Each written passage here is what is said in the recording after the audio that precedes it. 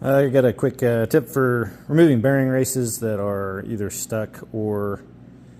like this one, doesn't have much of a ledge to get on with a punch. Obviously it's upside down to knock this one out, but if you go in there and put a few welds on it, they don't have to be pretty clearly, but that will shrink. It'll shrink the race everywhere that there's weld,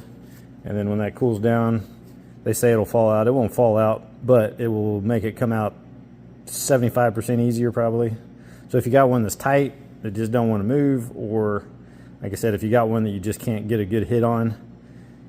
it does a great job of shrinking it down so that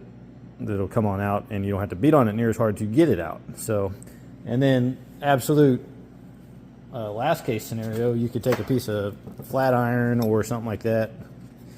and weld a big washer and weld it to that race, and then you can get in from the backside with a big rod and beat that out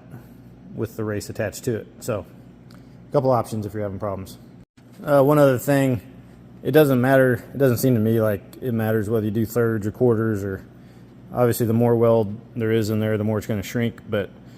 just make sure that you don't get too close to the top or bottom and end up welding the race in, because that can make your life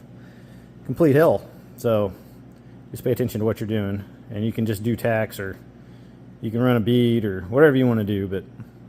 like I said, it's not real critical, but it'll shrink that down, and when it cools down, it'll come out quite easily.